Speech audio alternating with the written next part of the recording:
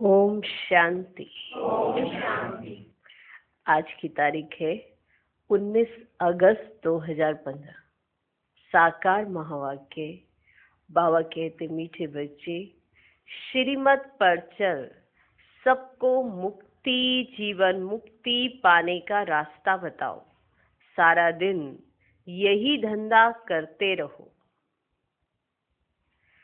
आज का प्रश्न, बाप ने कौन सी सूक्ष्म बातें सुनाई हैं जो बहुत समझने की है? उत्तर, सत्युग अमरलोक है, वहां आत्मा एक चोला बदल दूसरा लेती है, लेकिन मृत्यु का नाम नहीं, इसलिए उसे मृत्युलोक नहीं कहा जाता। दूसरा, शिव बाबा की बेहद रचना है। ब्रह्मा की रचना, इस समय सिर्फ तुम ब्राह्मण हो। त्रिमूर्ति शिव कहेंगे, त्रिमूर्ति ब्रह्मा नहीं। ये सब बहुत सूक्ष्म बातें बाप ने सुनाई है। ऐसी ऐसी बातों पर विचार कर बुद्धि के लिए स्वयं ही भोजन तैयार करना है। भोजन खुद के लिए खुद तैयार करना है। अगर ना मिले कहीं से तो खुद तो तैयार करना पड़ेगा, कि नहीं करना पड़ेगा?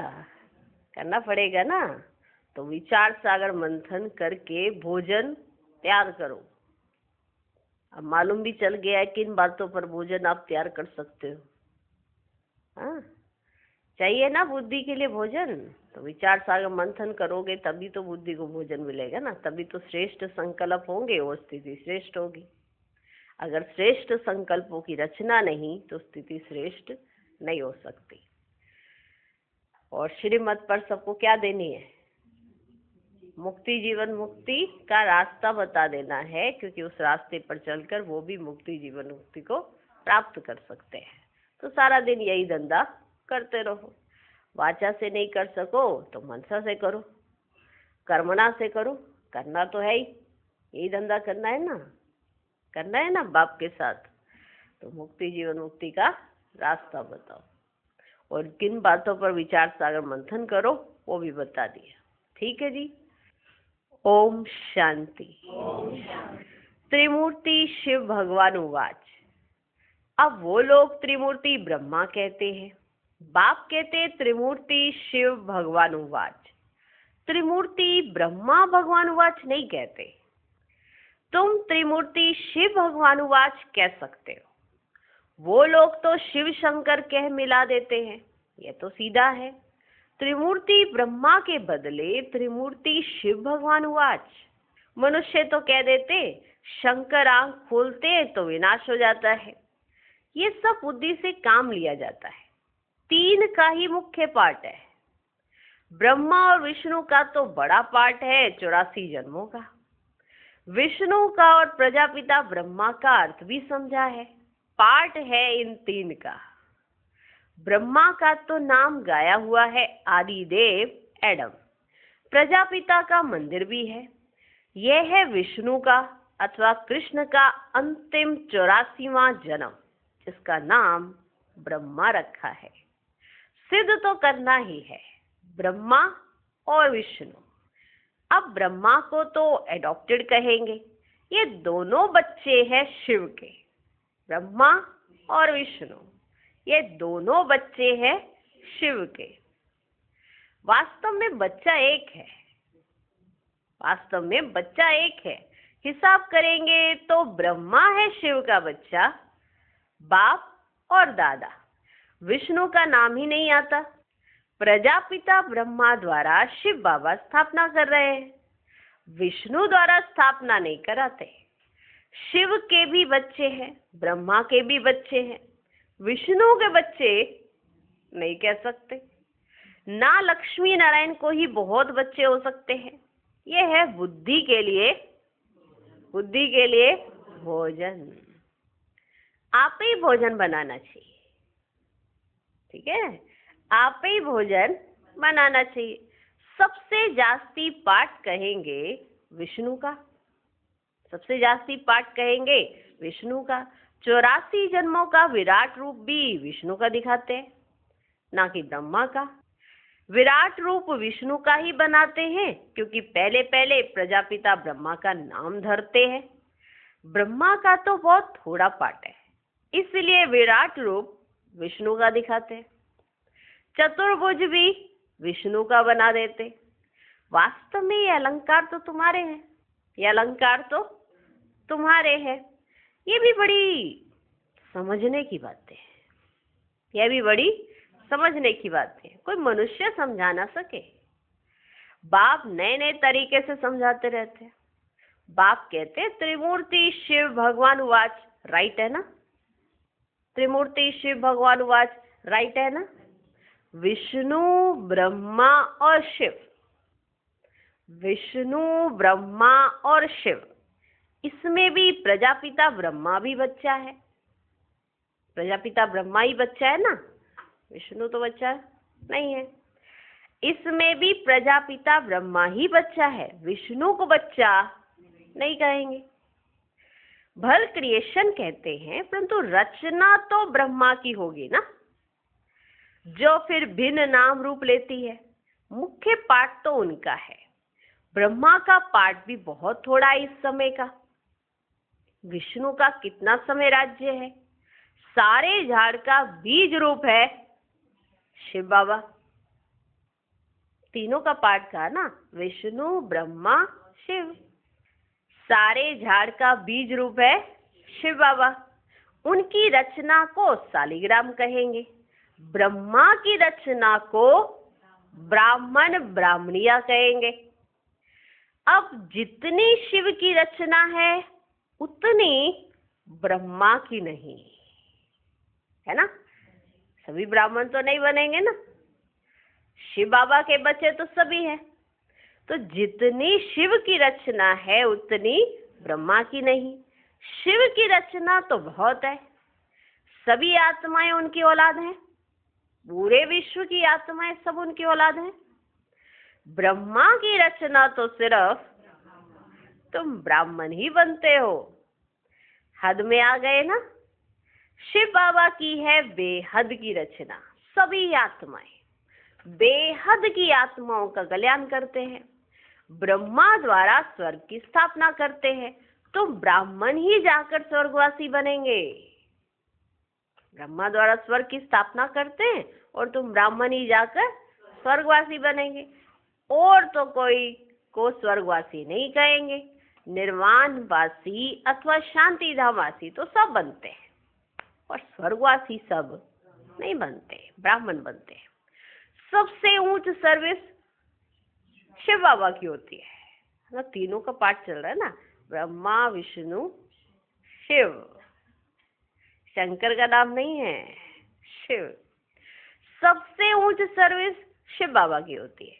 सभी आत्माओं को ले जाते हैं, सभी का पाठ अलग अलग है। शिव बाबा भी कहते हैं मेरा पाठ अलग है, शिव बाबा भी कहते हैं मेरा पाठ अलग है। सबका हिसाब किताब चुकतू कराए, तुमको पतित से पावन बनाए ले जाता हूँ। हिसाब किताब चुकतू कराए, पतित से पावन बनाए ले जाता हूँ। तुम यहाँ मेहनत कर रहे हो पावन बनने के लिए, दूसरे सब कयामत के समय हिसाब किताब चुकतू कर जाएंगे। दूसरे सब कयामत के समय हिसाब किताब चुकतू कर जाएंगे, फिर मुक्ति धाम में बैठे रहेंगे। सृष्टि का चक्र तो फिरना है। तुम बच्चे ब्रह्मा द्वारा ब्राह्मण बन फिर देवता बन जाते हो। तुम ब्राह्मण श्रीमत पर सेवा करते हो, सिर्फ मनुष्यों को रास्ता बताते हो। मुक्ति और जीवन मुक्ति को पाना है तो ऐसे पा सकते हो। दोनों चाबी हाथ में है। मुक्ति पाना चाहते हो वो भी पा सकते हो, जीवन मुक्ति पाना चाहते हो वो भी पा सकते हो। दोनों की चाबी हाथ में है। ये भी जानते हो कौन कौन मुक्ति में, कौन कौन जीवन मुक्ति में जाएंगे।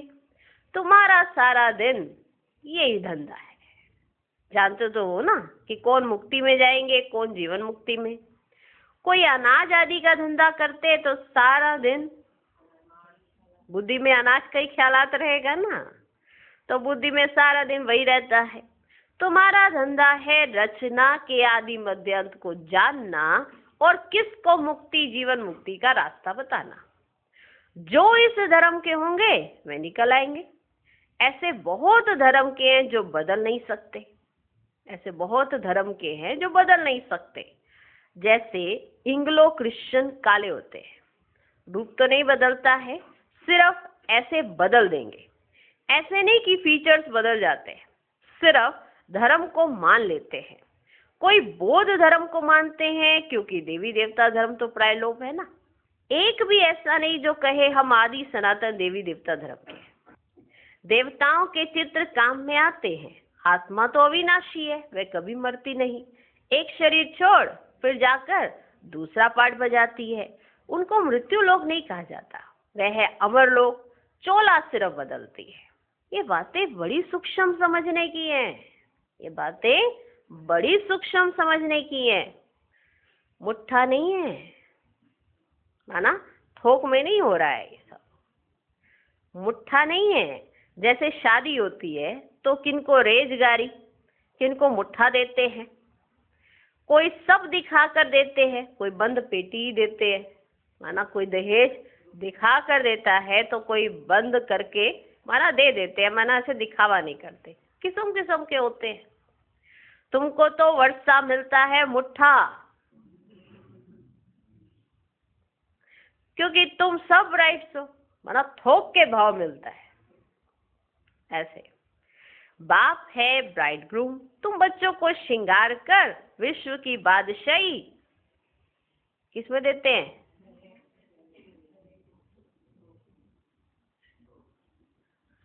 मुट्ठे। तुम बच्चों को श्रृंगार कर विश्व की बादशाही मुट्ठे में देते हैं। विश्व का मालिक तुम बनते हो। मुख्य बात है याद की। मुख्य बात है याद की।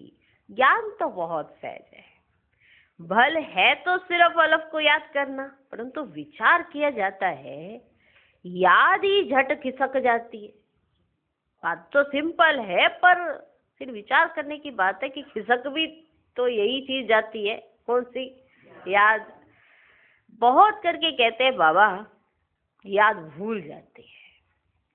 तुम किसको भी समझाओ तो हमेशा याद अक्षर बोलो। योग अक्षर रोग है। याद, तुम किसको भी समझाओ तो हमेशा याद अक्षर बोलो। योग अक्षर रोग है, क्योंकि बाहर में भी ये समझते हैं कि ये योग सिखलाते हैं, तो वो दूसरा योग समझ लेते हैं, योगा प्राणायाम। तो इसलिए आपको तो विशेष करके परमात्मा की याद, परमात्मा का योग नहीं कहना चाहिए, तभी ये करेक्शन हो पाएगी। योग अक्षर रोग है। टीचर को स्टूडेंट की याद रहती है, टीचर का स्टूडेंट के साथ योग नहीं है। टीचर को स्टूडेंट की याद रहती है। फादर है सुप्रीम सोल, तुम आत्मा सुप्रीम नहीं हो, तुम हो पतित। अब बाप को याद करो। टीचर को, बाप को, गुरु को याद किया जाता है ना। गुरु लोग बैठ शास्त्र सुनाएंगे, मंत्र देंगे। बाबा का मंत्र एक ही है, एक ही मंत्र है, मन मना भव। फिर क्या होगा? मध्याजी भव। तुम विष्णुपुरी में चले जाएंगे। तुम सब तो राजा रानी नहीं बनेंगे, तुम सब तो राजा रानी नहीं बनेंगे। राजा रानी और प्रजा होती है, तो मुख्य है त्रिमूर्ति। शिव बाबा के बाद है ब्रह्मा, जो फिर मनुष्य सृष्टि अर्थात ब्राह्मण रचते। ब्राह्मणों को बैठ फिर पढ़ाते हैं। ये नई बात है ना। तुम ब्राह्मण ब्राह्मणियां बहन भाई ठहरे।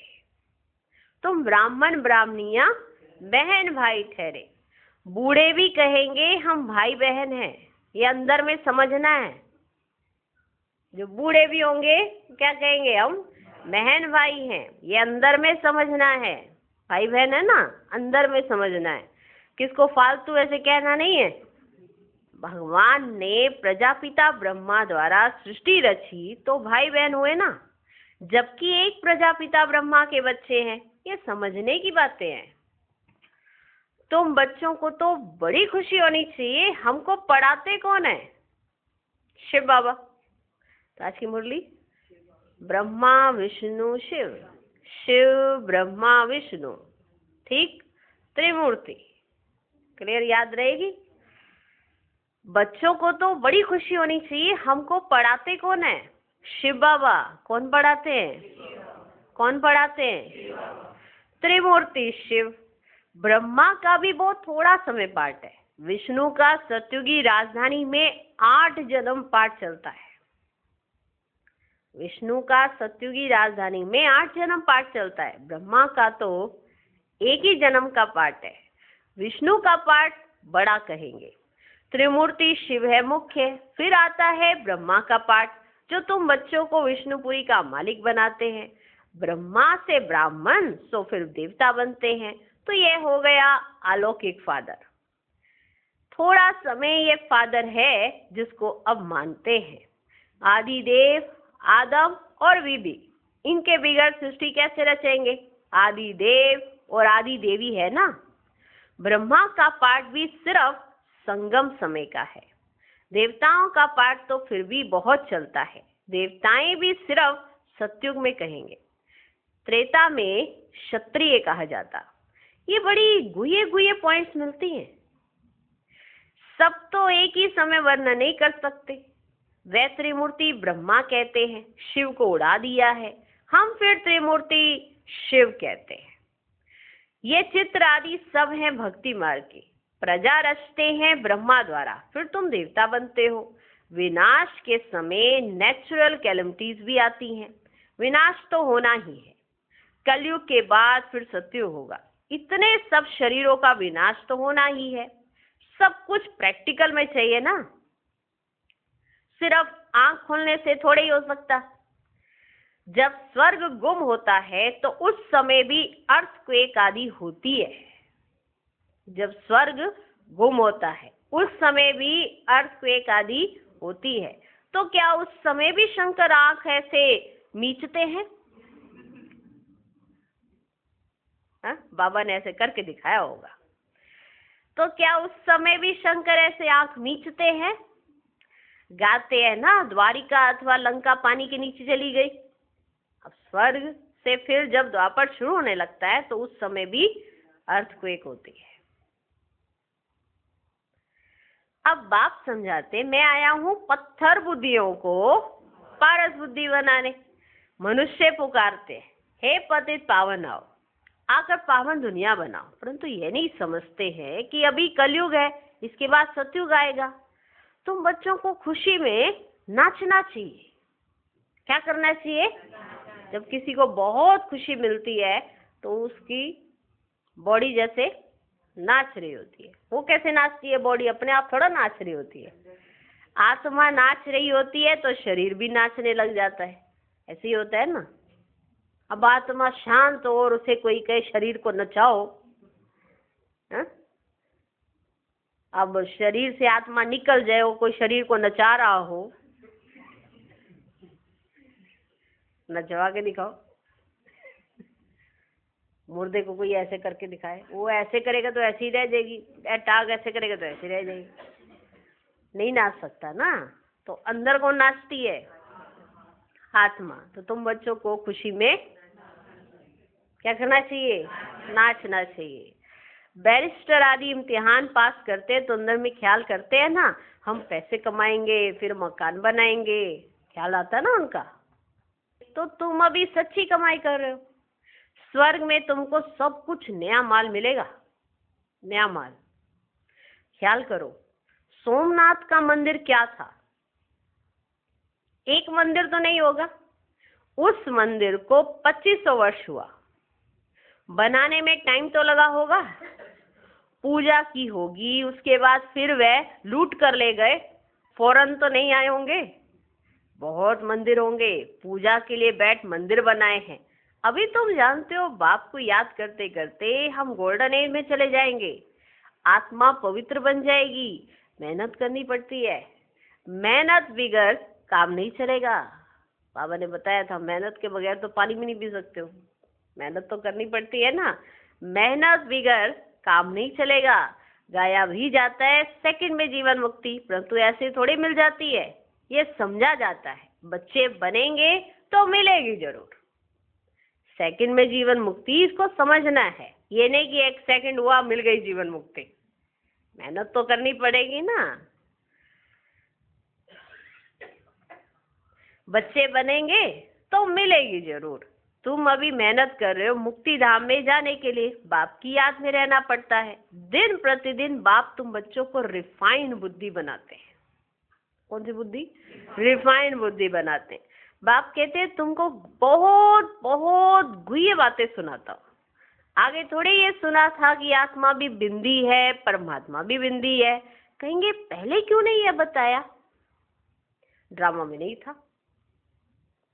पहले क्यों नहीं बताया? ड्रामा में नहीं था।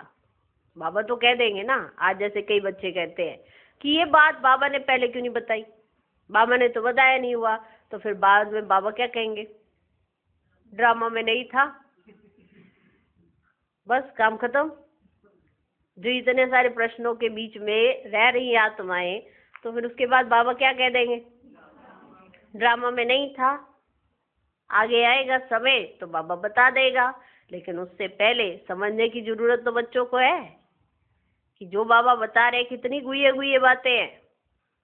तो पहले क्यों नहीं बताया? कई बच्चे कहते हैं। तो बाबा क्या कहते? ड्रामा में नहीं था, पहले ही तुमको ये सुनाए तो तुम समझ ना सको। कोई भी बात समय आने पर ही समझाई जाती है। बाबा भी समय आने पर ही आया और समय आने पर ही बच्चों को समझा रहे हैं। यही द्वापर की शुरुआत में आ जाते, समझाने लग जाते, तो बच्चों को समझ ही नहीं आती। वो कहते अभी तो हमने पूजा ही नहीं शुरू की, बाबा कह रहे मैं भक्ति का फल देने आया हूं, अभी तो शुरुआत ही नहीं हुई। तो कैसे समझते? नहीं समझ सकते थे। और इतनी लगन, इतनी तड़प भी नहीं थी, और इतना दुख भी नहीं था। तो जब तक दुख ना हो तो सुख का मजा कहाँ से आएगा?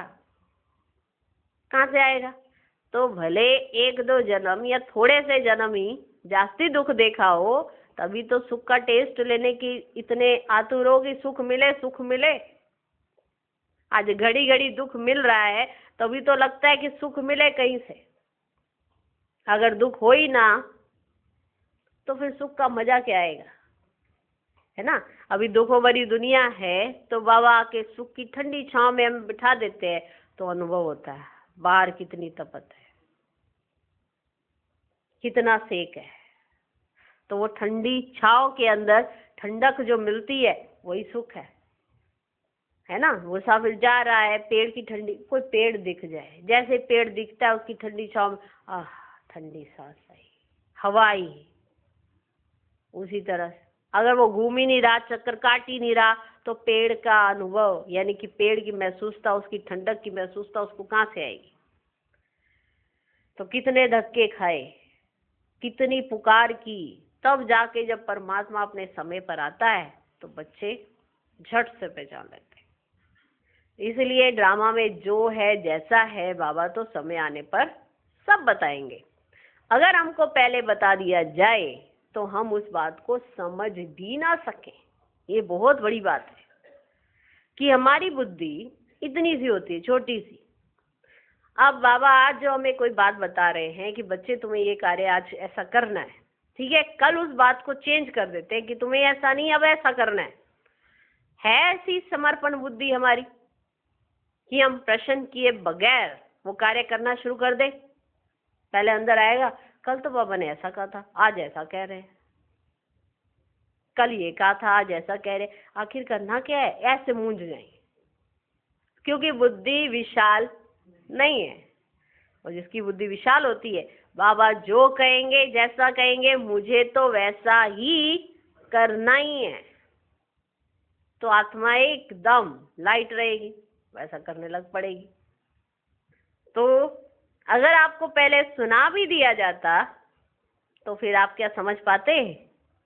नहीं समझ पाते। इसलिए उस समय जब शुरुआत में शिव बाबा ने प्रवेश किया तो बाबा ने ये नहीं कहा कि आत्मा बिंदी है और परमात्मा बिंदी है। क्या कहा था? अंगुष्ठाकार है। धीरे धीरे धीरे बाबा ने कहा बिंदी है। धीरे धीरे बाबा ने कहा मैं भी बिंदी हूँ। फिर धीरे धीरे बाबा ने कहा ये ड्रामा ही बिंदी है। फिर धीरे धीरे बाबा ने कहा सब पे बिंदी लगाओ। धीरे धीरे बाबा ने कहा सबको बिंदी ही होके जाना है। फिर सबको समझ आने लगा, है ना? अभी बड़ी क्लास ऐसी तो नहीं पढ़ ली जाती ना, स्टेप बाय स्टेप चढ़ते हो ना। छोटा बच्चा ABCD पढ़ेगा, आ ई यू पढ़ेगा, आ ई ई पढ़ेगा कि नहीं पढ़ेगा? या सीधा इतने बड़े बड़े किताबें पढ़ने लग जाएगा? नहीं ना, उसकी बुद्धि अभी खुली इतनी नहीं है। धीरे धीरे जैसे बुद्धि बढ़ती जाती है, खुलती जाती है, तो वो बड़ी पढ़ाई करता जाता है। तो ये बहुत समझने की बातें हैं। तो अगर कोई कहेगा कि बाबा आपने पहले क्यों नहीं बताया, तो बाबा क्या कहेंगे?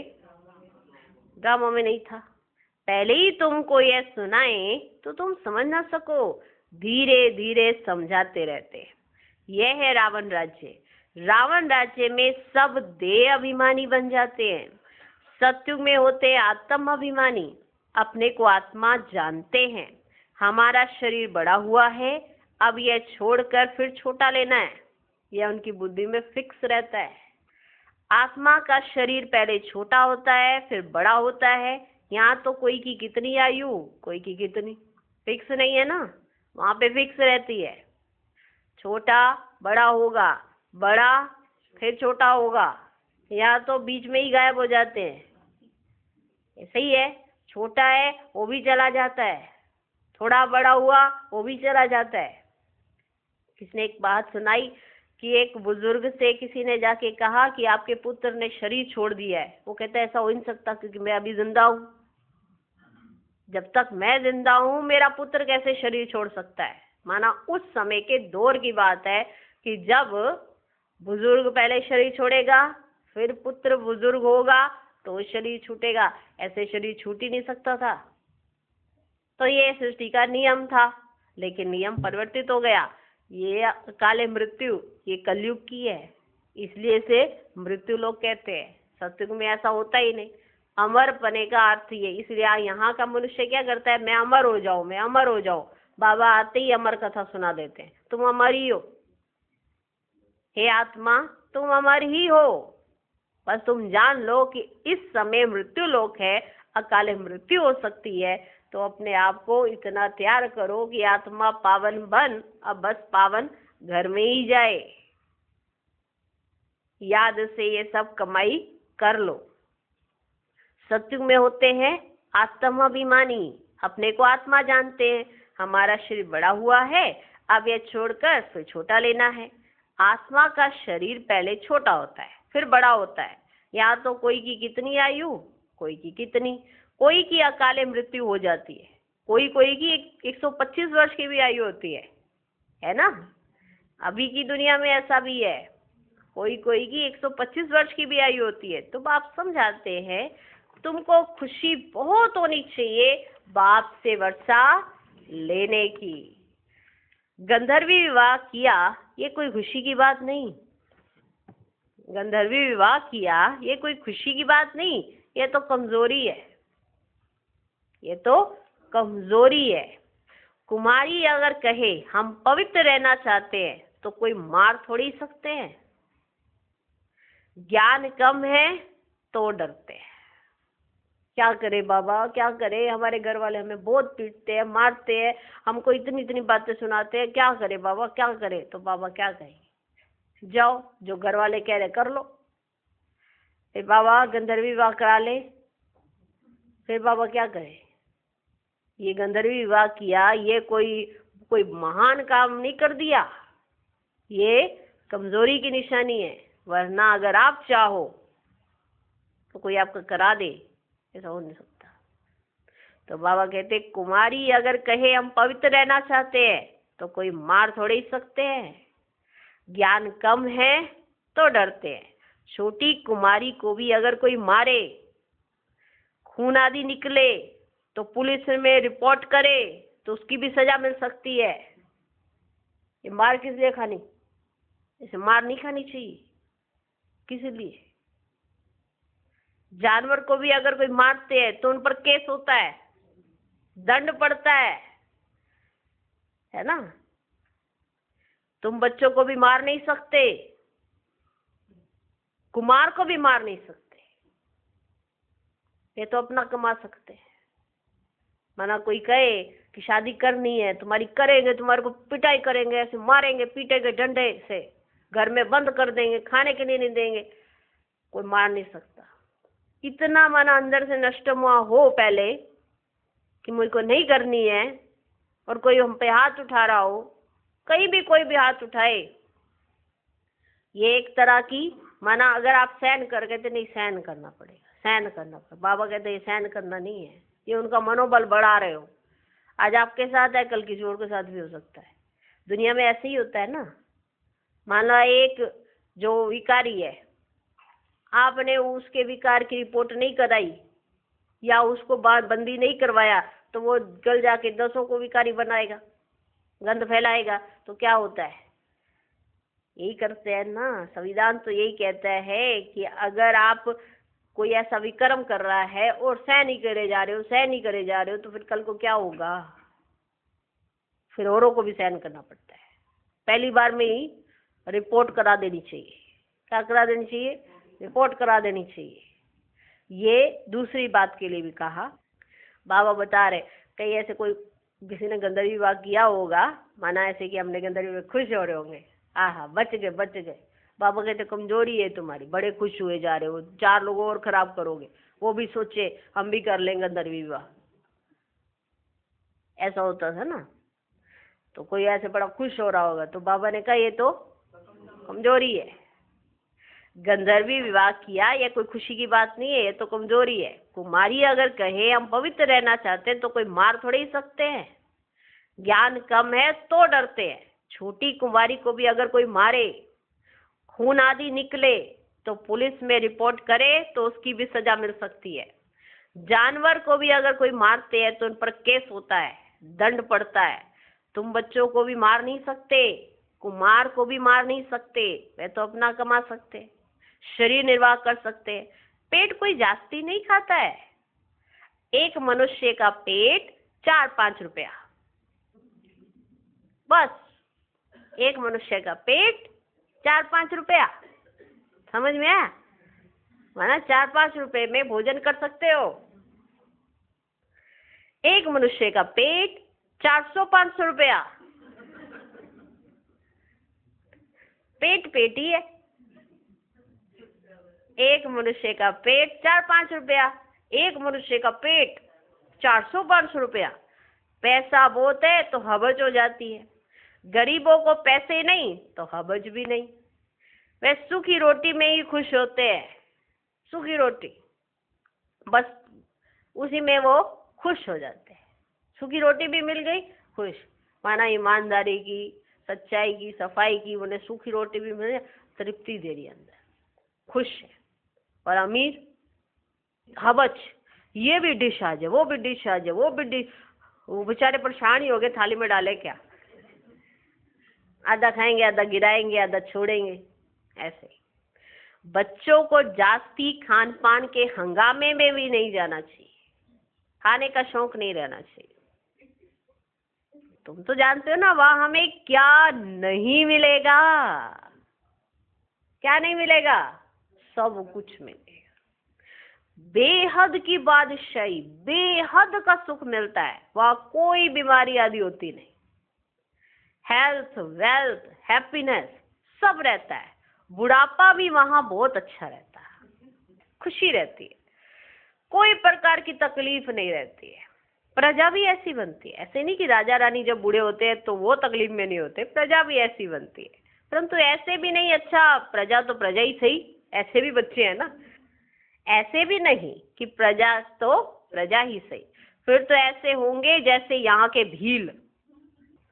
सूर्यवंशी लक्ष्मी नारायण बनना है तो फिर इतना पुरुषार्थ करना चाहिए।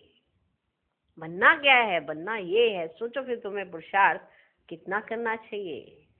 अच्छा, मीठे मीठे सिकी लधे बच्चों प्रति माता पिता बाप दादा का याद प्यार और good morning.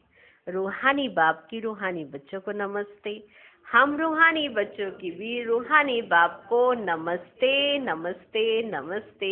Good morning good morning good morning. धारणा के लिए मुख्य सार। पहला पॉइंट, हम ब्रह्मा की नई रचना, आपस में भाई बहन है, ये अंदर समझना है, किसी को कहने की दरकार नहीं। सदा इसी खुशी में रहना है कि हमें शिव बाबा पढ़ाते हैं। दूसरा पॉइंट, खान पान के हंगामे में जास्ती नहीं जाना है। हवच माना लालच छोड़ बेहद बादशाही के सुखों को याद करना है।